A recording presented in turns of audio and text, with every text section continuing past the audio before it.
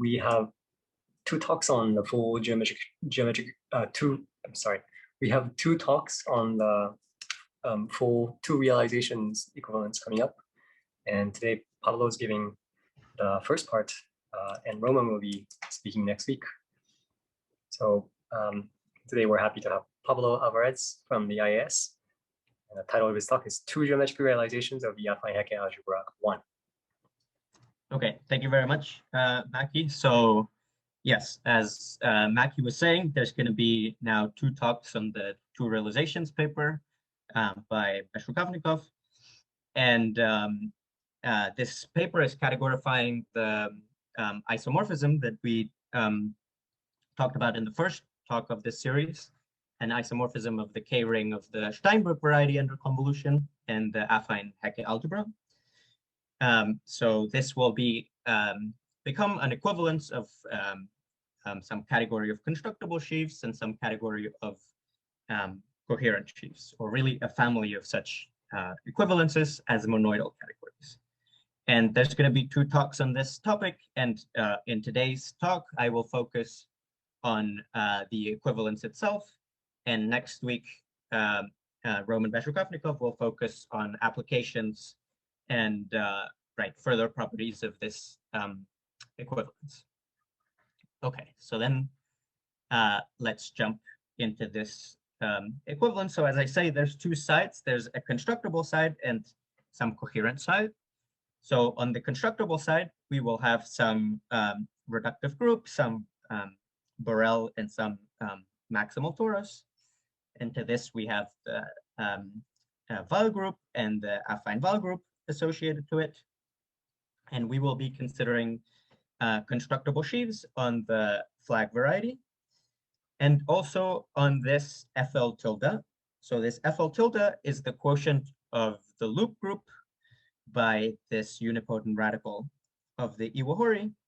And it's a T bundle over the usual affine flag variety. So yeah, just for people more familiar with the finite case, this is the equivalent of G mod n, but now in the affine case. So G mod n as opposed to G mod b is the same difference as the difference between this affine flag variety and this FL tilde. And yeah, we'll be considering constructible sheaves on these objects. And then on the other side, we will be considering some coherent sheaves. So these coherent sheaves will be on some schemes associated to the Langlands dual data. So in particular, we want some notation for the Lie algebra of this Langlands dual, and also for the Grothendieck-Springer resolution and the usual Springer resolution. And and of importance, of course, will be the Steinberg variety that we talked about before. So this is this pullback like this. And we will also focus on the completions of both the Grothendieck-Springer resolution and this Steinberg over the no-potent cone. Okay, so as I say, the paper is going to be a sequence of several equivalences between something constructible on this side and something coherent. And I want to introduce all the constructible categories. Some will be familiar from these series of talks, but some will be new, and I want to talk a bit about them. So the first category that will appear is this category DII of I equivariant constructible sheaves on the flag variety. We have seen this category, in the previous talks, and we've constructed Gates-Gray central sheaves and Wakimoto sheaves and all sorts of stuff in this category.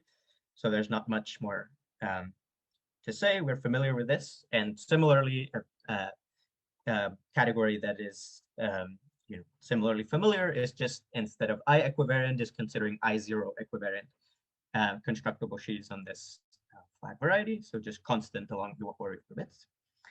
But the two categories that maybe are a bit less familiar that we haven't talked about are the following. So the first is the category of I0 equivariant sheaves on this FL tilde that are T monodromic with unipotent monodromy. So what does this mean? So this can be seen as the full subcategory of all I0 equivariant sheaves on FL tilde that is generated as a triangulated category by things pulled back from the flag variety. And this category has some action by monodromy of the structure sheaf of the dual Cartan. And on each object, this monodromy acts by some finite quotient. And yes, we will say a few more words about this category, but let me just say, so this category has some problems. In particular, the perverse, the category of perverse sheaves doesn't have enough projectives and things like this. So there's some way to complete this category, to construct objects that you sort of want to have in this category. So this is this category D hat, which, as I say, is some completion of this I0, I0. So it's some pro category in this I0, I0, that instead of having just an action by monodromy of this structure sheaf acting through some finite quotient on each object, it has an action of the completion of this of the structure sheaf of the Cartan, of the dual Cartan, completed at 0. Right, and yeah, I'll say a bit more about these two categories in the next slide. But in the same way as we're categorifying this ring isomorphism from the first time, the ring isomorphism between the K theory of Steinberg and some Affine Hecke algebra of importance will also be a module that appeared in that talk. So this is the anti-spherical module.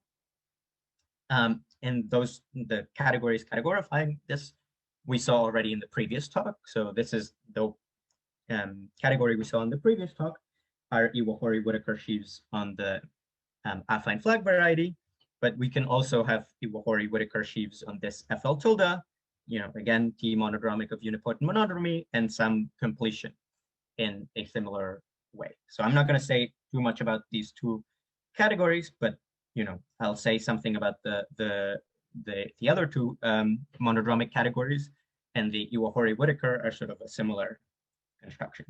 So let me say a few more words about this completed category and what kind of objects it contains. So, right. So to start with, I want to look at objects that are supported in the pre-image of the identity point on the affine flag variety. So this pre-image, because it's a T bundle, the pre-image is just a copy of the torus. And so we need to construct monodromic sheaves on this torus. So we want some local system on this torus such that the action of monodromy is unipotent. So some representations of pi1 where pi1 acts through some unipotent matrix. And right, and such an example of this is on the following vector space, on this vector space of the structure sheaf of the dual Cartan modulo some power of the maximal ideal. We can construct such a unipotent action through the exponential, and we're going to get monodromic sheaves like this. And so let me just say, so in the example where T equals GM, then pi1 of GM, well, depending whether you're in the Elatic category or you're constructing sheaves over the complex, over the complex topology, it's Z or Z hat or something like this. The point is that a representation of this is just given by a unique matrix on some vector space, and right, these Fn here just corresponds to the unipotent matrix that is a unique Jordan block of size n. Right, and so the action of monodromy that I described before factors through this finite quotient as promised, and so this object lives in di0, I0. So these are the kinds of objects that live in di0, I0. And in the completion, we have basically a limit of these fn's. So there's a map from fn to fn minus 1, just by quotienting further by the maximal ideal. And we can take a limit of these objects and create some pro-object delta tilde that lives in this category d hat. And this object now has an action of the completion of the structure sheaf of the Cartan. And this action is sort of free, if you want. So this is some free monodromic object. And these are the kinds of objects that we want to add to this category d hat. And let me just say this d hat is the category with standards and co-standards, and we can construct them just using this delta object by noting that for any Iwahori orbit on the flag variety, the pre-image is isomorphic to some copy of the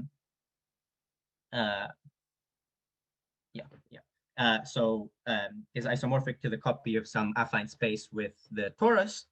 And so we can just take the constant sheaf on the affine factor and take this delta tilde on this t factor, and extend, shriek extend or star extend or whatever to get standard objects. And we're going to get in the same way, we're going to get tiltings and stuff like this. So this is, maybe now more, right, a category with the kinds of objects that we expect.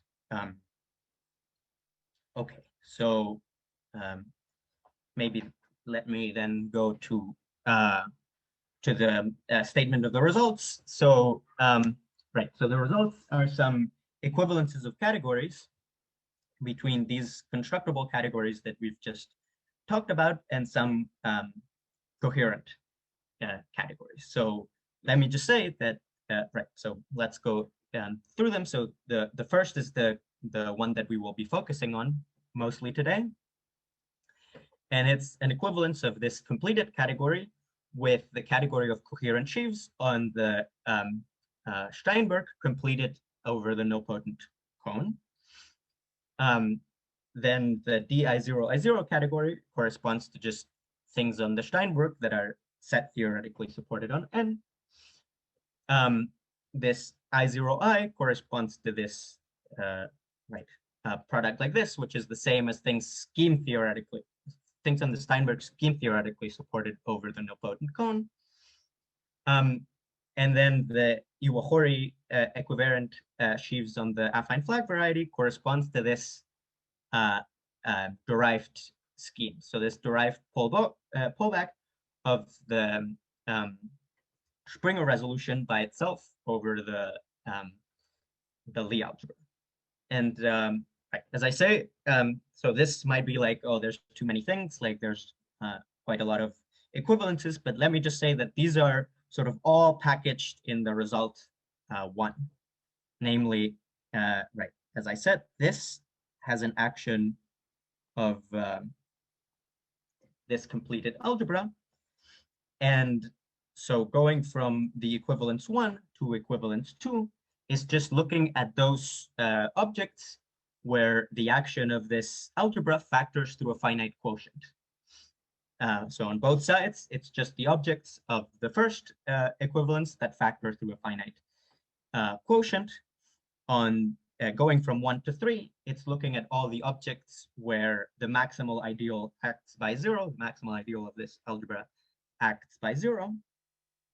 And going to the fourth one is looking at the fiber of this category over the derived self-intersection of 0 with itself over in the dual Cartan. And because this derived self-intersection of 0 with itself is honestly derived, we are actually going to get a derived scheme here, an actual derived scheme, as opposed to here where there's no derived algebraic geometry appearing. Right. And so here of importance is that 1, 2, and 4 are monoidal categories, and these equivalences are as monoidal categories.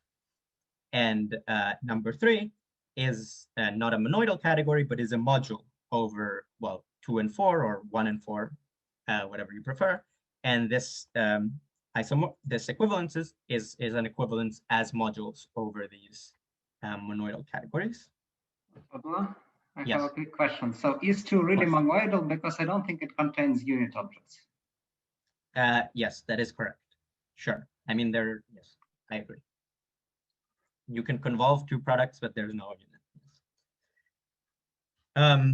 So passing to this completion 1 in particular makes this category monoidal. Correct. Yes. Yes. And that's this delta object that we've constructed is important because it's the monoidal unit, and we certainly want that. Yes, that's a good point.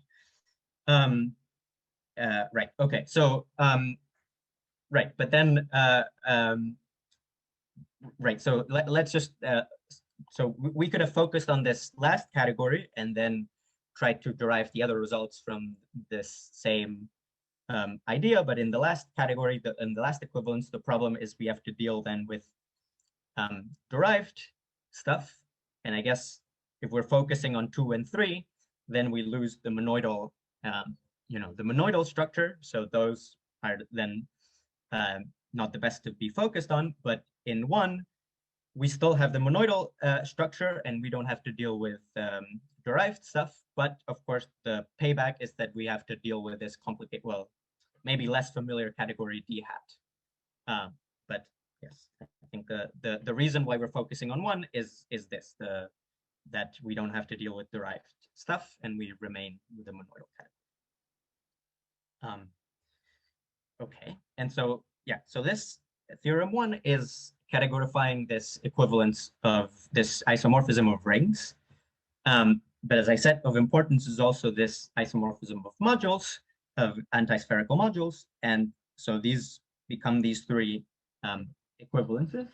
So this last equivalence is the one that we saw last week, that Iwahori-Whittaker sheaves on the flag variety, on the affine flag variety, are equivalent to coherent sheaves on the Springer resolution.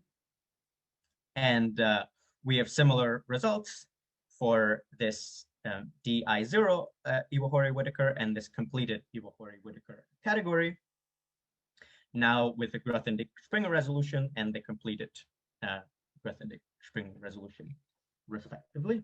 But the extra point in today's talk is that these equivalences will be equivalences as modules over the monoidal categories in theorem 1.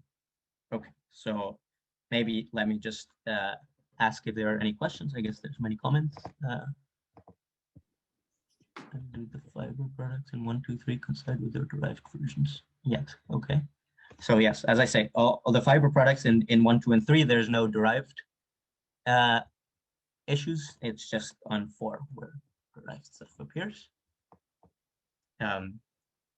Maybe a good way to put it is that the things are the same as derived schemes. Just the derived structures. Oh, right. Yes, sure. Yeah, these pullbacks are as yeah, in the category of derived schemes. It's the same. It's a non-derived pullback even in there. Correct. Okay. Any other questions? I guess a few checks are missing in theorem 2. Yes, this is okay. Better.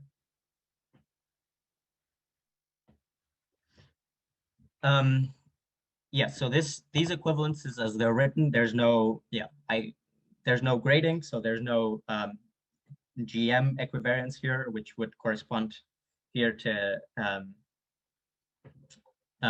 right, if we consider with these categories, these mixed categories on the constructible side, but whatever, maybe let me not go into that. Okay, so yeah, let me continue and just say that so the way that theorem 1 and 2 are stated are some compatibility as of monoidal categories acting on some module categories. But let me say that from that compatibility, actually there's some compatibility with some functors. namely from this d hat category, or equivalently in the other settings, there is an Iwahori-Whittaker averaging functor, and there's an adjoint averaging back. And on the coherent side, there is a push forward and a pullback to one of the functors of the Steinberg. It follows just from the compatibility with convolution that, in fact, these functors have to be sent to each other under these isomorphisms. And to check this, let's recall how this equivalence in the Iwahori-Whittaker case was constructed. What we construct is really and I will recall this in the next slides, but we construct some monoidal functor from coherent sheaves on, well, last time it was on the Springer resolution, this time it will be on the Grothendieck Springer resolution, but some functor like this. And then to get the equivalence, we just Iwahori-Whittaker average this functor to get the equivalence. And so, because this is a monoidal functor here, the monoidal unit here, which is the structure sheaf, goes to the monoidal unit in d hat, which, yes, what we said before is this delta twiddle. And so under this composition, the structure sheaf goes to the Iwahori-Whittaker average of this delta tilde. And then we can check that Iwahori-Whittaker averaging, or push forward, can be understood as just convolving this category d hat with a particular object, namely with the average of Iwahori-Whittaker of delta in the first case, and averaging with the structure sheaf on the second. Let me just say that the second statement, that push forward is the same as convolving with the structure sheaf, is something that I mentioned in the decategorified isomorphism. So maybe this is more believable, but this first is also not very hard to see. And so, because both are given by convolving on a particular object that is sent to each other under the equivalence, these factors are sent to each other under these equivalences. So this diagram on the top is compatible, and is commutative, and we will use the commutativity of this diagram to define some important object later on. So let me just recall from last time how to construct monoidal functors. So last time it was from the Springer resolution, but now we're doing it from the Grothendieck Springer resolution. Let me recall the information and say that it's basically the same with some minor variations. So last time what we needed to construct such a functor was some monoidal functor from representations of the group times the torus, some tensor endomorphism on the representations of G, and some highest weight line on each of the irreducible representations of the group. So in this, that was for the Springer resolution, but now for the Grothendieck Springer resolution, the extra information is that we have a map to the universal Cartan. And so because we have a map to the universal Cartan, we expect an action of the structure sheaf of this Cartan on the endomorphisms of the functor. And that's the extra data that we need. And the compatibilities are just very similar. So the first is that the highest weight lines multiply to each other. So the highest weight lines on F lambda and F mu go under the tensor product to the highest weight line of V lambda plus mu. So that's the first compatibility. And the second compatibility is, well, last time it was that the tensor endomorphism on the highest weight acted by 0. And this acting by 0, so that this composition here and here was 0. And this acting by 0 is what's denoting this no potency. But now we don't want them, we don't want things over the nilpotent cone, but just on the Grothendieck-Springer resolution. And so we don't want the action to be 0, but we want it to have a fixed eigenvalue, namely the fixed eigenvalue lambda at the weight space lambda. And so this is what the second statement is saying, that the action of this tensor endomorphism on the highest weight space is given by lambda. And together with this stuff, we needed that these Koszul complexes are sent to acyclic complexes. And if you recall from last time, the way this definition works is we're going to define on G the functor to be the Gates-Gorey central sheaves, and on T to be Wakimoto sheaves. And this last statement of acyclicity just follows from the fact that Gates-Gorey central sheaves are filtered by Wakimoto sheaves. Right, so maybe let me do this slide and then take the break. Right, so in this case, we're just going to construct it the same way, but just right. Last time we already had the Gates-Gorey central sheaves and the Wakimoto sheaves sort of available, but let me just say that in the category D hat, we can very similarly construct Gates-Gorey central sheaves by some nearby cycles functor, but just adapt it to this FL tilde instead of just the affine flag variety. And the Wakimoto sheaves, if you recall, were just defined to be co-standard objects when lambda is dominant and standard objects when lambda is anti-dominant, and a product of the two if it's somewhere in between. And on D hat, we also have standard objects and co-standard objects, so we can define it exactly the same way. And then check that it's still an action of rep T, a monoidal functor from rep T. Right, and these extra maps that we need are some tensor endomorphism of Gates-Gorey central sheaves, and because this is still defined by nearby cycles, this the monodromy endomorphisms still exists for this this free monodromic tilting version, this free monodromic version of the Gates-Gorey central sheaves. And the highest weight arrow was just defined by saying, by looking at the support that the orbit FL lambda is open in the support of this Gates-Gorey central sheave, and just using the adjunction, given that this is a co-standard object.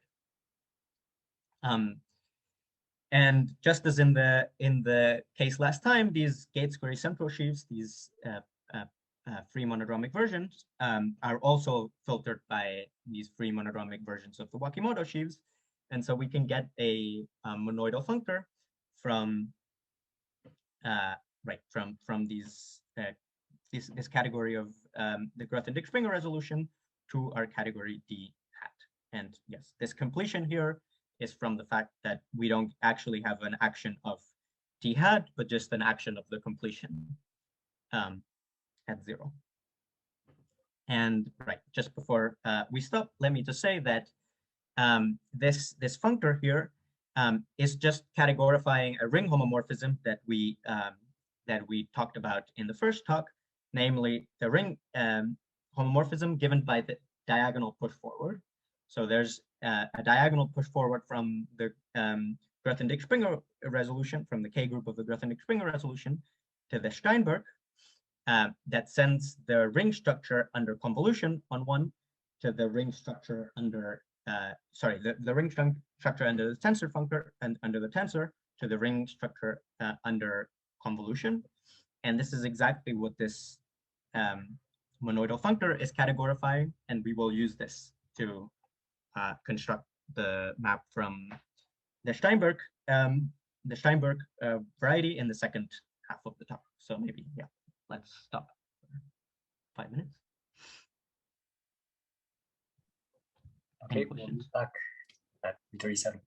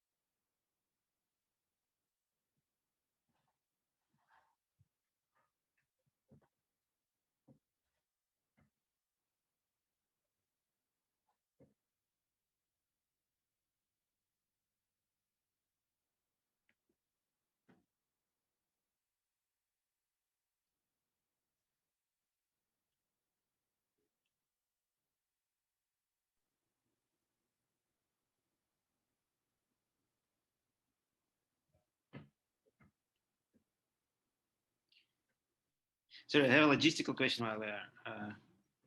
while the break lasts. So this is announced as hybrid seminar, but there was no one in 101, or it's not an or a.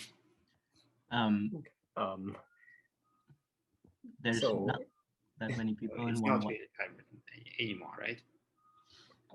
I mean, I went there last week. It was just me and Danielle. I see.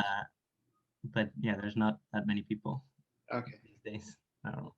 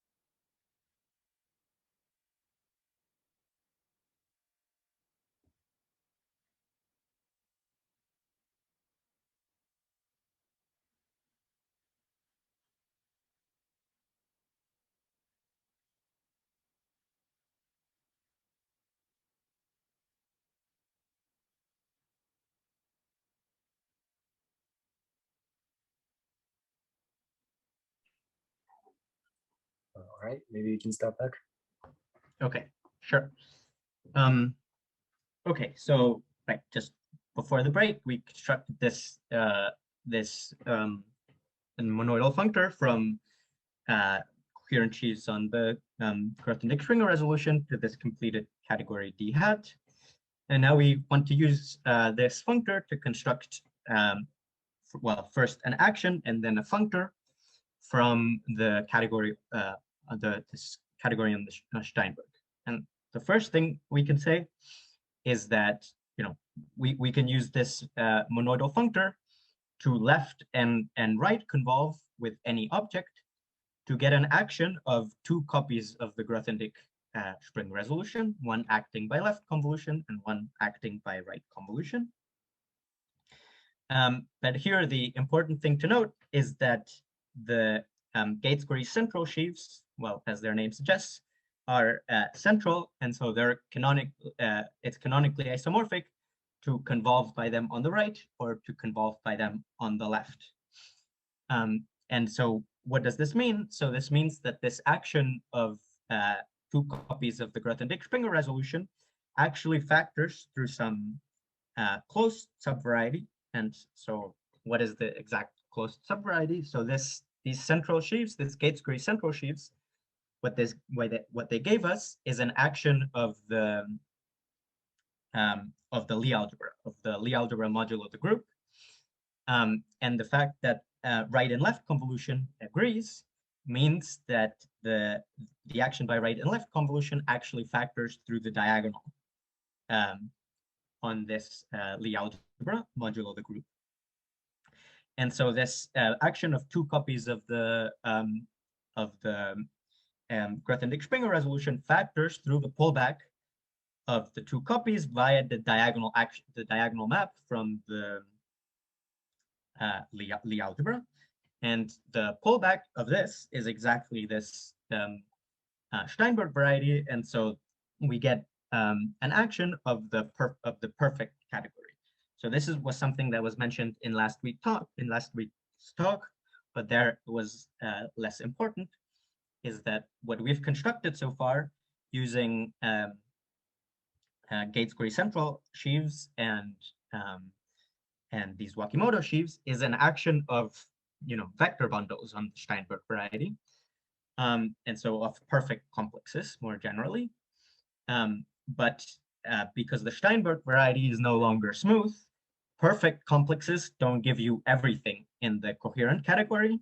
So a general coherent sheave on the Steinberg has an infinite resolution by perfect complexes, not a finite one. And so this doesn't immediately give us a functor from the coherent category, but just from the perfect category.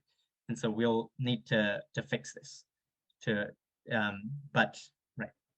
Before, let me just introduce an object psi, which will be of importance. So far we've just defined an action. So to define a functor, we just need to act on a particular object. So that's what the functor will do. And the structure sheaf here will go to some particular object psi here, and every other object will go, right? So every other object, O lambda mu, some line bundle lambda and mu, tensor by some representation, is going to go to the Wakimoto sheaf, convolve with the Gates-Gree central function, convolve with a particular object, and convolve with J mu hat. So this is what the functor will be defined for some particular object psi hat. So we need to try to understand what this object should be and why we should define it on this particular object. And so to see this, first we note something that, again, I mentioned in the decategorified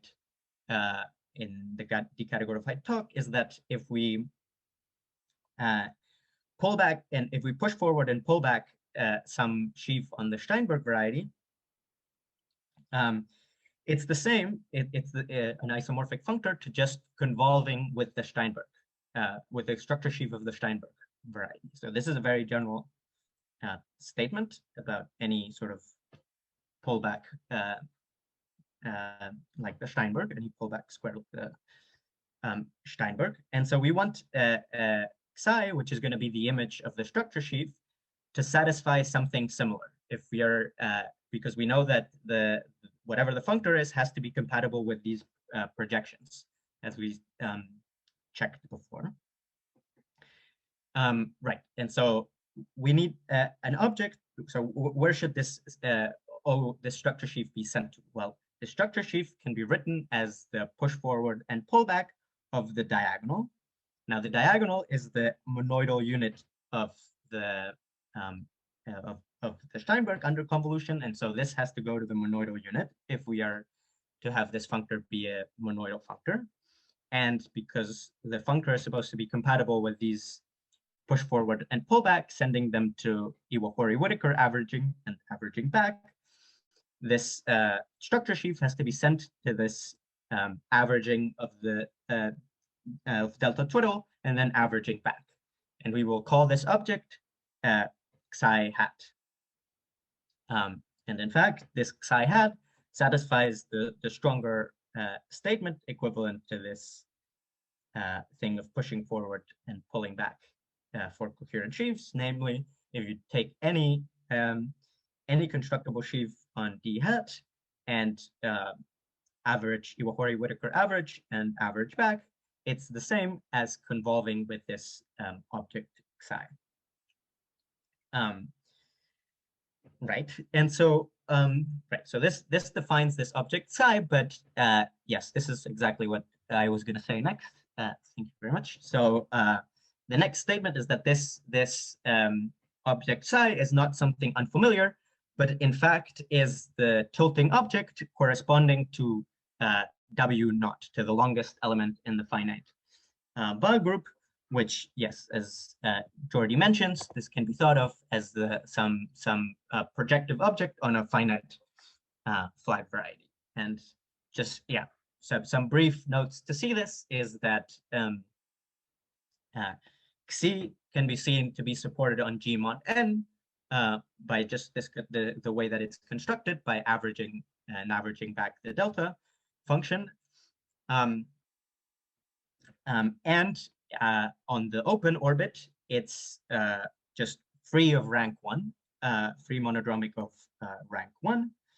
So the result would follow if we can prove that this is an indecomposable tilting, and this can be checked by pushing forward to different parabolics and checking that the push forward to any of the parabolics is 0. So I'm not going to go into details as to why that is, but it's not a very hard proof. The bottom line and the important thing is that this is a tilting object, and so has a filtration by standards and co-standards that we will use in a bit. Right. But now we go to this problem of perfect versus coherent. So as I say, we so far have just constructed a functor from the perfect category to this D hat. But in general, any object in the coherent category has some resolution by perfect objects, but this is an infinite resolution. So it has an infinite resolution by vector bundles. And so we want to try to still use this information about the infinite resolution to give the answer. So like the basic idea, I guess, is we want to truncate these infinite resolutions into projective, into perfect complexes, and just use the fact that we already know it for the perfect complexes to define it for the truncations, and try to glue these infinitely many truncations into one object on D hat. But of course, this is, this doesn't work because this is it's some collection of infinitely many objects, and we can't construct infinite resolutions in D hat. So this this basic idea, this naive approach, doesn't work on the nose. But let me just say, so a naive case where this would work is if the perfect functor would be T exact. If it were T exact, then the functor on these truncations, on these finite truncations, would determine all the perverse cohomology of the image, and would not only determine the perverse cohomology, but the way that these perverse sheaves or shifted perverse sheaves are glued with each other. And because this category with respect to the perverse T structure is bounded, this would tell us that we can actually construct the whole object, because eventually the information will, there will stop to be any new information. But this is a naive solution because this functor is very much not T exact. And in fact, in next week's talk, Roman will talk to us more about the T structures and sort of exactly what these T structures correspond to. But not all is lost. Namely, we don't need it to be T exact, but we need it to be sort of close enough to T exact. So what do I mean by this? I mean that we just need that this phi perfect has finite cohomological amplitude with respect to these T structures, the obvious T structure on the coherent side and the perverse T structure on D hat. So what does this finite this bounded cohomological amplitude mean? So this is what this means. So maybe this the way it's stated is a bit technical, but let's try to break it down. So the first statement just says that there exists some D, so some range, some small range around 0, such that if I know that all the extensions with the image from the perfect functor with this particular object f are 0, then the 0 perverse cohomology is 0. So somehow we can determine that the 0 perverse cohomology of a sheaf is 0 by just looking at some bounded range, at some globally bounded range of extensions. Right. So that somehow, if we know some finite amount of information, maybe we can know about the 0th perverse cohomology. And the second part, which is somehow the reverse of the first, is that if I have some perverse object in D, then the non-zero extensions from images from the perfect functor with this f, right? Whenever these extensions are non-zero, then the extensions are sort of bounded. So they're extensions of small degree close to 0. So this is somehow the reverse of the other, that if we know it's perverse, then we know there's not going to be any extensions away from some finite range. So these two facts somehow tell us a similar story, that we can determine all the perverse cohomology and all these extensions by knowing just some finite, right, some sort of finite truncation that's big enough for something like this. And so what would help extend from the perfect category to the coherent category. And yeah, I'm not gonna prove 2, but I'm gonna try to give some idea of 1. And for both 1 and 2, the main inputs are twofold. So the first input is that if you convolve 2 perverse sheaves in D hat, then they're gonna have perverse cohomology only in between degrees minus the dimension of G mod B to the dimension of G mod B. So for any perverse sheaves that we convolve, even though convolution is not T exact, it's like not incredibly bad. It's only has perverse cohomology on some finite range. And so this follows from Lustig's A function being bounded for the affine bar group. So this is the first input, and the second input will be what we're going to want to do is try to reduce these 2 statements about things in D hat to statements in the Iwahori-Whittaker case. So in the Iwahori-Whittaker case, we've already proven the equivalence, because their passing from perfect to coherent is no problem at all.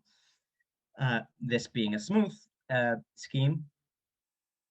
And so the idea is trying to use this boundedness of convolution plus reducing to Iwahori-Whittaker case to prove these facts. And so I'm going to use these 2 ideas as black boxes to try to give some ideas as to how to prove 1. Right. So yeah, the first idea is this, using the fact that convolution has sort of bounded amplitude, and namely what I want to say is that it's enough to check that the convolution with some Wakimoto sheaf, I guess some Wakimoto hat,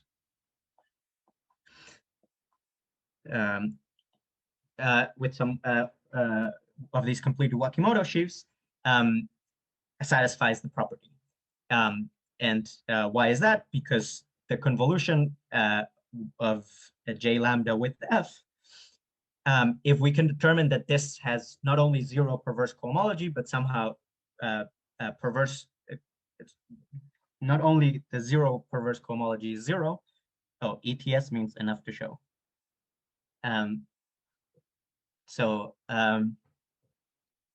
Right. So if we can determine that this not only has zero perverse cohomology, but somehow zero perverse cohomology in a range, which follows by just making the bounds slightly bigger, then by the convolution property, this convolution is going to have zero perverse cohomology, zero perverse cohomology. Too many zeros. Okay, but right.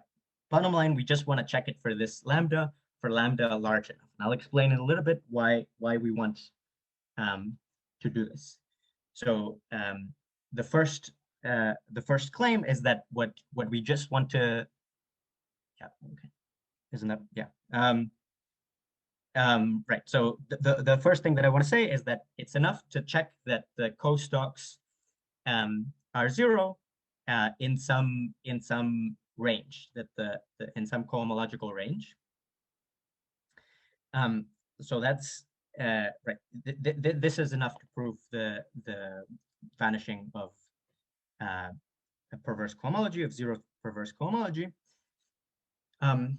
And the second statement is that for lambda large enough, actually computing this costalk, so computing humps out of the standard object, is the same as computing humps from the standard object convolve with this element C, or the costalk is already zero. And the reason why this is true is because for lambda large enough, we can force it so that that the convolution of J lambda with F only has costalks on elements W that are minimal representatives on the finite Weyl group orbits. And because this Xi has a filtration by standard objects with X in the finite Weyl group,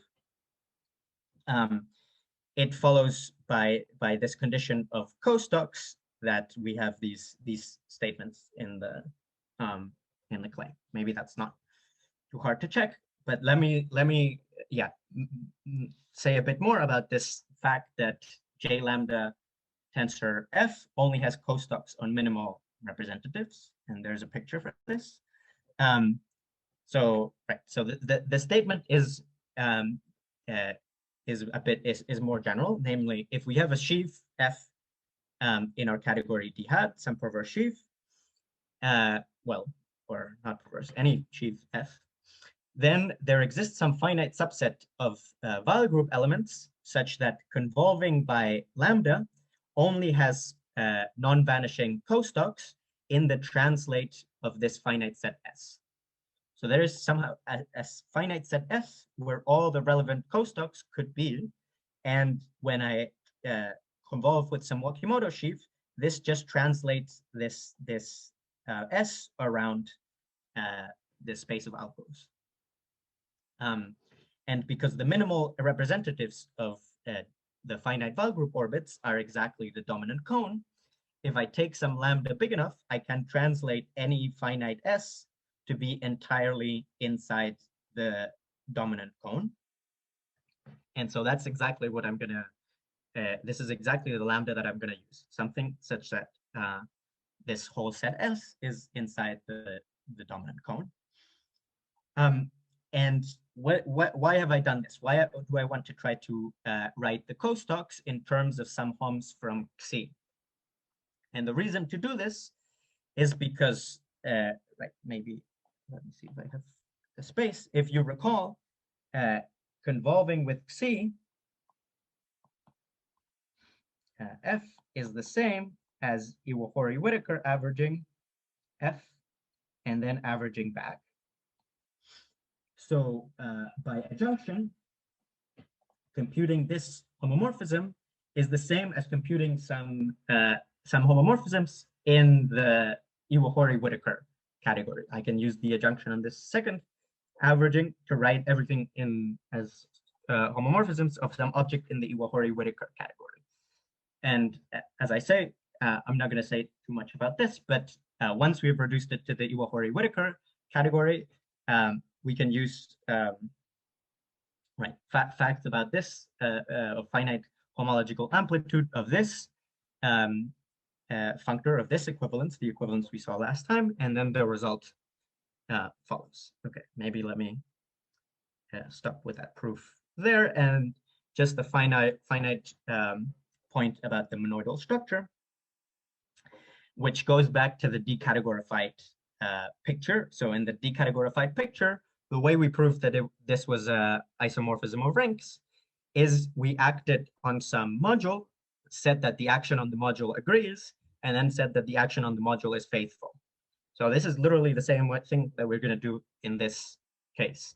So the first point is that the averaging, this averaging and averaging back is the same as xi, as convolving with xi, and push forward and pull back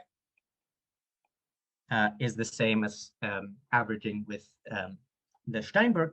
And it follows from this that actually the two action from this and the definition of the Iwahori-Whittaker equivalence, that the two actions, so the actions of the perfect category, the usual action by convolution on G tilde, and this action defined by the perfect, by this perfect equivalence, or this perfect functor, agree. So the two actions on this module, on the Iwahori-Whittaker module, agree on the perfect category. And it's not too hard to go from the perfect category to say that they agree on the whole coherent category. And then the thing that remains to say is that the action of as monoidal categories on this module category are faithful, meaning that if both actions agree as acting on the module, they actually agree as monoidal categories. And so this is just as an analogy with the decategorified case, the way that we prove that the equivalence is monoidal by saying that the action on this anti-spherical module agree. Okay, and then let me finish there.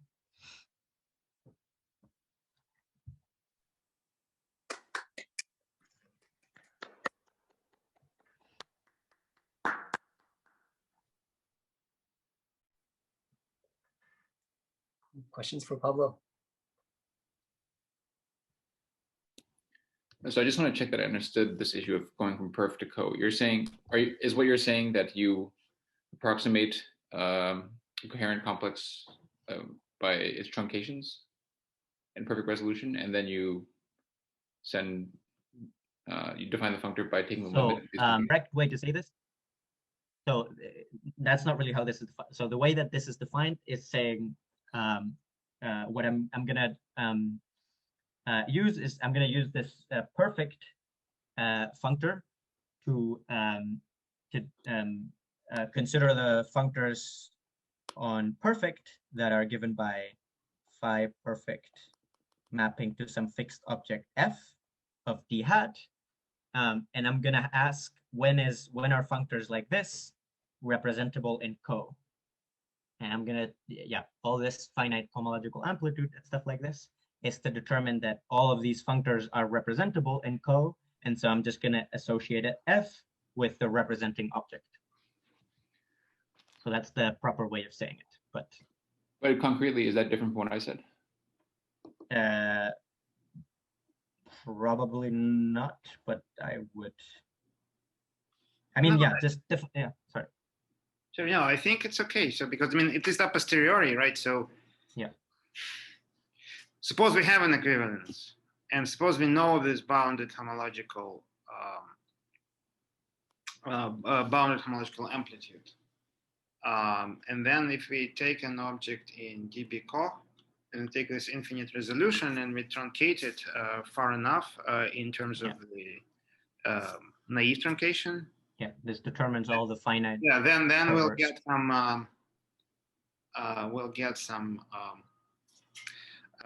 object which differs from our object we want to understand by something in the homological degree like -1,000,000.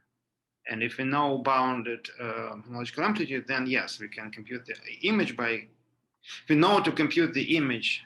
So if we start with an object which is like in homological degree more than -100, and then we go to -1,000,000, and then we apply it to this perfect complex, and then we truncate at -200, then we get the answer. Yeah, this is the same as this with naive solution. And better solution is that if you know where all these finite, if you have finite homological amplitude and you just apply this to these finite truncations, then this already determines all the perverse, right? Sort of all the perverse cohomology up to some very small degree, very negative degree.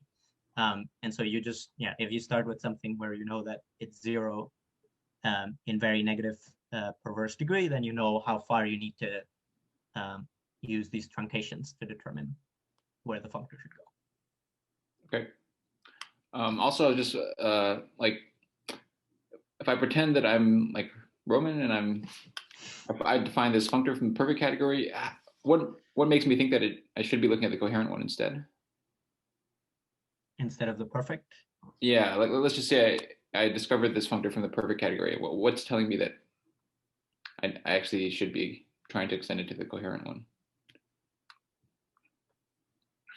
Well, I mean, I don't know what sort of answer you want. Of course, initially I just wanted to compare these two categories because this is what's suggested by, it's a categorifying a known equivalence, and there are various indications that it should work this way.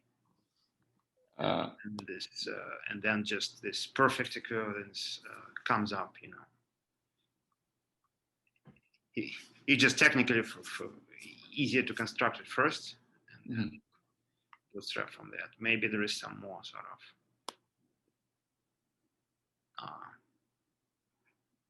maybe there's some way to explain it from the perspective of like modern geometric Lagrange, but that's not how I was thinking about it.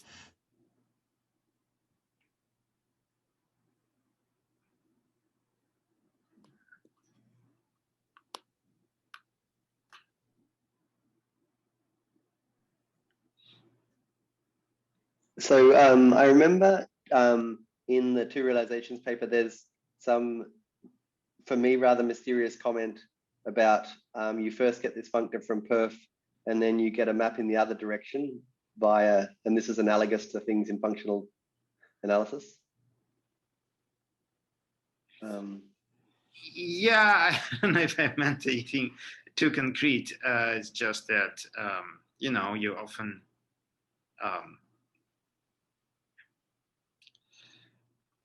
a map of spaces, and then, depending on the context and the classes of functions you consider, the easier thing to define maybe either push forward or pull back, right? And then, this is functions here, it's easy to define a pull back, but sort of for generalized functions, maybe you can have the dual map, etc. But what's the analogy here? So here we have this functor from perf. Yeah, so like this perfect easy functions categories, like nice test functions, and all Koch is like functions you want to understand, which maybe don't have as good behavior. But yeah, this is, I'm not sure it's a very precise analogy.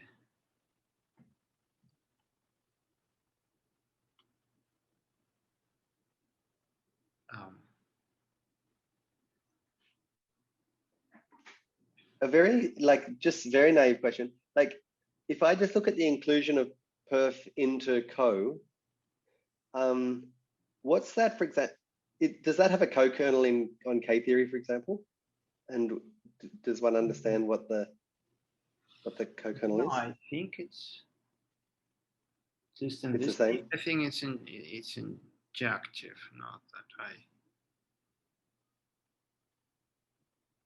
Okay, I'll need to think to know if to see if I know approve, but I expect that the map is injective, and again, its I image think- is this two-sided ideal generated by this antispherical projector. I mean, this psi, which who's Oh, of course. Yeah. Okay. right, and then we somehow. So at least in this categorical world, yes, we realize the full affine Hecke algebra is some sort of completion of this two-sided ideal. I mean, if I can ask, I mean, the map is injective, not surjective. So the co-kernel, I mean, from a categorical level, you could have something like a singularity category, or I mean, or it's not. It's not something we should be looking at. No, maybe. Okay, so one way to think about it is, okay, so if we apply Kazul duality, and so this psi hat is in this monodromic category, which is Kazul dual, to the bi-equivariant category. And then, so then this psi hat goes just to the constant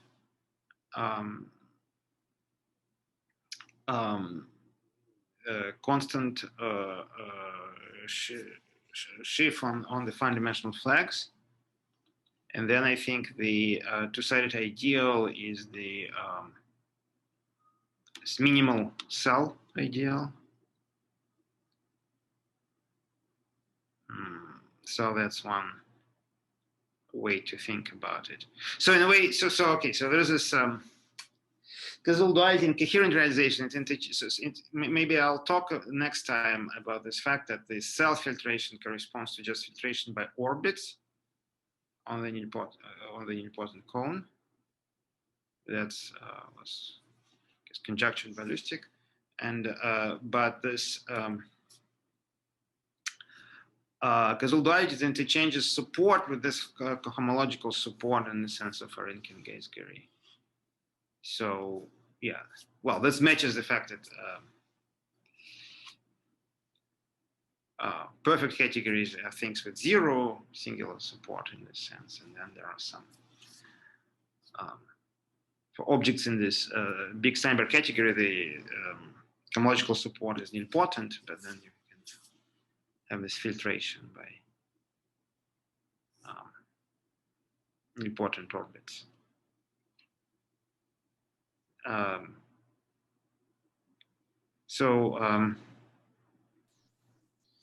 And you couldn't expect something, I don't know, like this quotient has a can be described maybe using parabolics. I mean, sometimes when it's factor out things like cuspidals. I mean, it's not. You see what I mean? Representation theory. So when you factor out some of some things, you could hope to have factored out the stuff that's harder to get. Yeah, but I mean, well, here the whole point was that we somehow bootstrap from knowing this perfect category to the category. But yes, one can consider this filtration by cohomological support. And no, I wouldn't say like this cell subquotients, they are not described in terms of parabolics, but they're quite interesting. And so yeah, I think there's some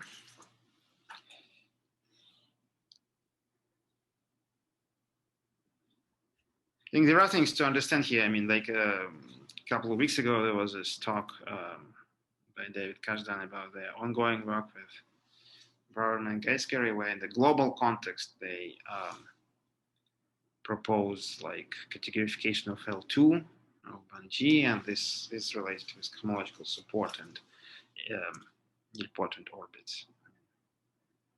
So, but yeah, I don't know what concrete statement to make here.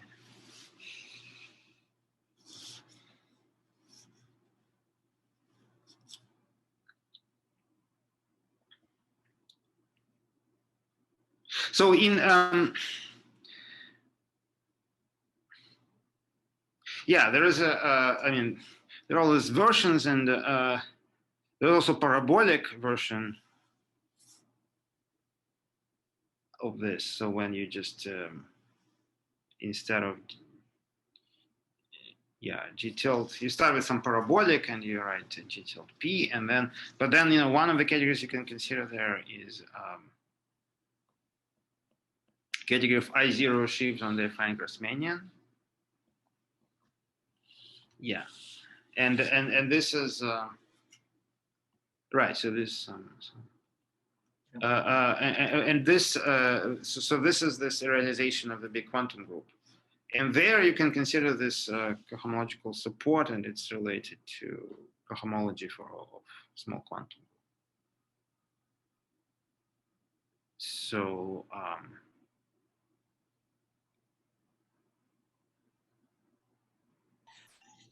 and it's not. It's another question. It's not the singularities are not well behaved enough to expect something like a different kind of description, like a matrix factorization for the quotient. I mean, you need some kind of Cohen-Macaulay objects. I mean, in general, you need no, I think some of these things, yeah, they admit. Well, I don't know what exactly you're referring to, but yeah, there is this.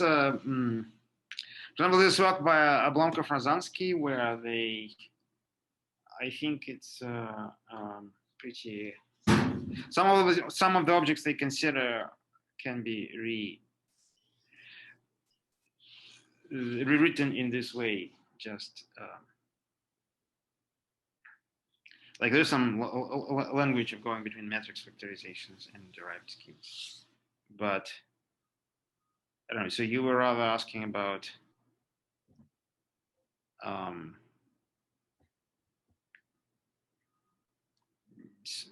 just considering some quotients. I mean, if you take a cone on coherent shifts just on a cone, dimension 2, you can consider Cohen-Macaulay modules, and you can take that modulo maximal Cohen-Macaulay modulo the free ones.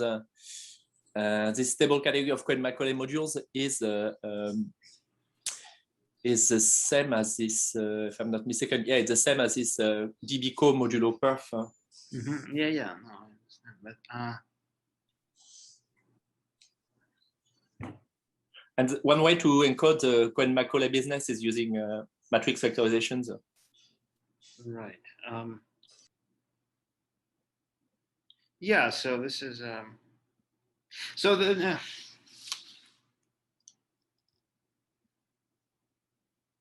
Well, it's iteration by cells, and it's associated gradient is related to also asymptotic Hecke algebra. So maybe I'll mention this a little next time. So that may be what you're suggesting may be useful to analyze that. But yeah, so I haven't thought about like using matrix factorization here this way, but.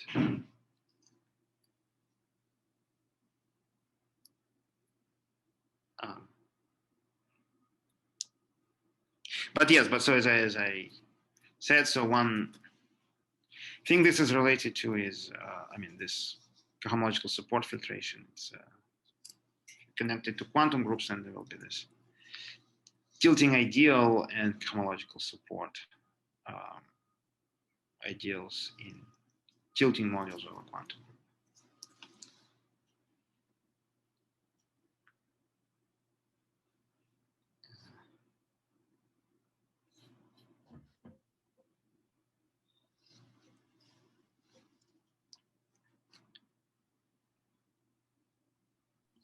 Yes, and so I should say that, so yeah, as Pablo mentioned, like another way to think about it is,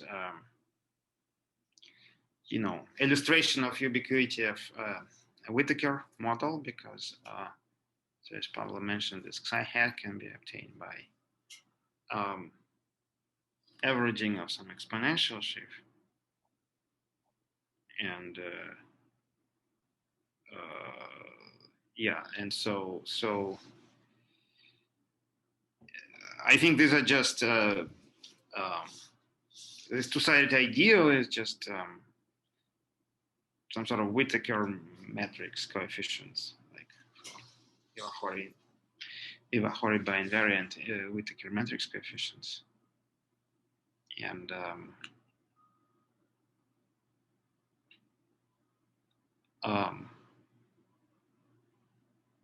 yeah, so that at least motivates considering this subspace and subcategory, but there may be some way to connect the dots and connect it to something in automorphic forms theory, or just classical representations of petty groups, but I can't say how that works exactly on the spot.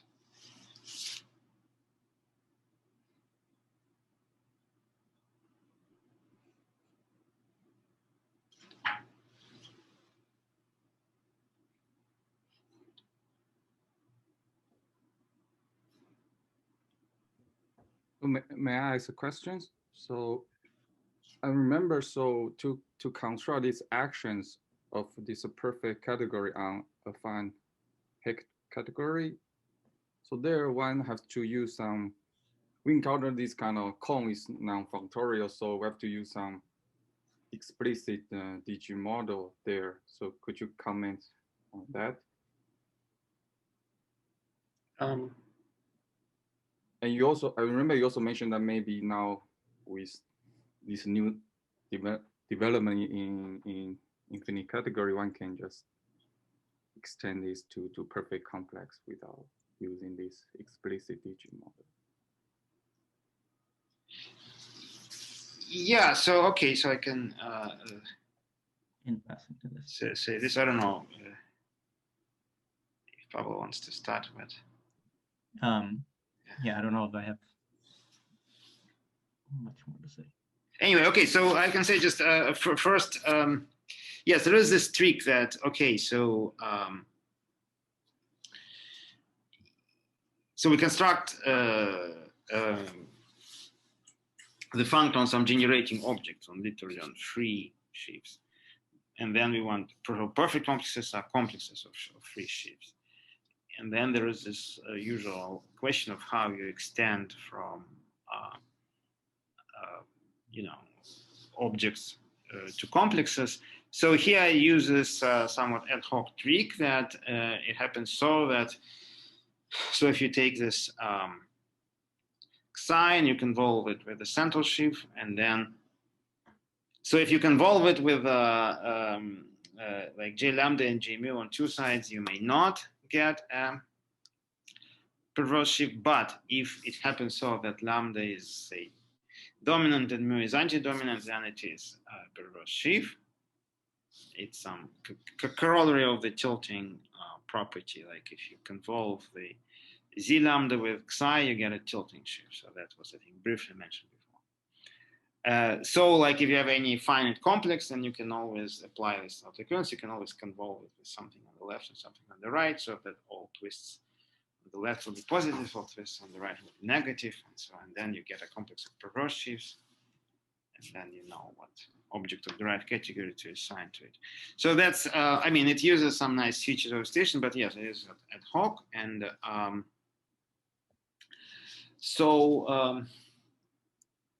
yes, I'll try to say it maybe more precisely next time, but yes, certainly some aspects of this, they follow from like more recent techniques. So in fact,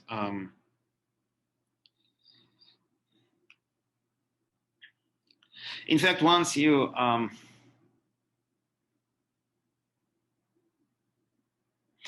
so I think that one can now implement the following strategy for constructing this equivalence. So suppose you already have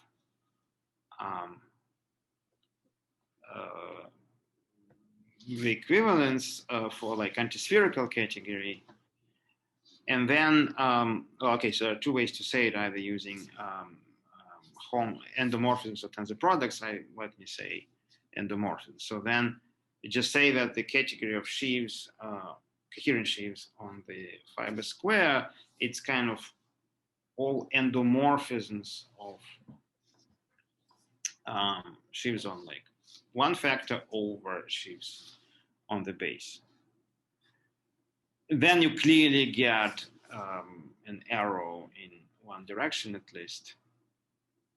So your affine Hecke category acts on Horowitz category, it commutes with central functors, so you get sort of a morphism in one direction.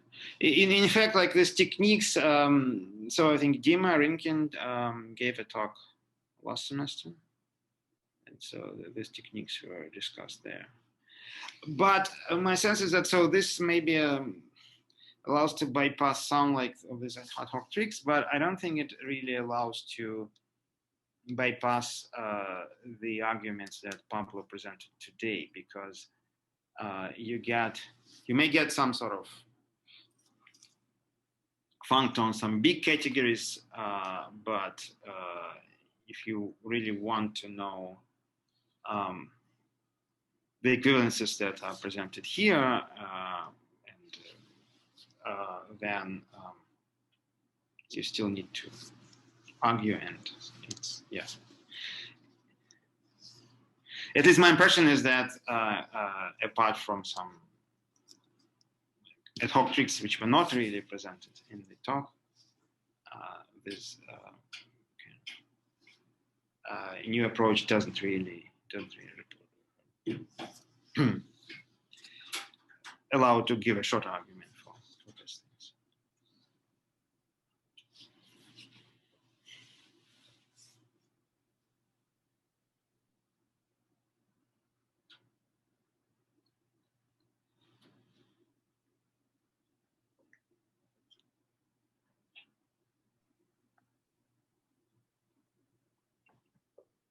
Okay, are there other items to discuss? Any other questions?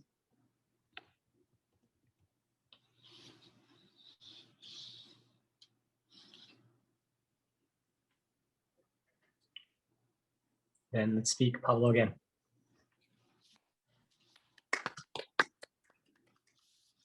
Thank you.